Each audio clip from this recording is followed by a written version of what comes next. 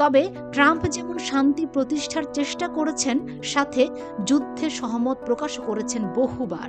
যেমন মধ্যপ্রাচ্যে যখন বারুদের গন্ধে টিকা থাকা দেয়, নেতানিয়াহু যখন বলছেন শেষ দেখতেই হবে, আর তখন ট্রাম্প নেতানিয়াহুর পক্ষ নিয়ে ইরানকে বলেছেন তেহরান খালি করো। আর তখনই প্রশ্ন উঠেছে, এটা কোন মানবিকতার পরিচয় দিয়েছেন বিশ্বের সবচেয়ে ক্ষমতাধর প্রেসিডেন্ট ডোনাল্ড ট্রাম্প? এত কিছুর পরও ট্রাম্প নিজেই নিজের প্রশংসা করেছেন। ভারত পাকিস্তান ইস্যুকে কেন্দ্র করেও তিনি বলেছেন ৪-৫ বার তার নোবেল পাওয়া উচিত ছিল। যেহেতু তিনি নোবেল এখনো পাননি, তাই আক্ষেপ করে বলেছেন, আমি বিশ্বে শান্তি এনেছি, ওরা আমাকে নোবেল দেবে না, কারণ ওটা শুধু উদারপন্থীদের জন্য।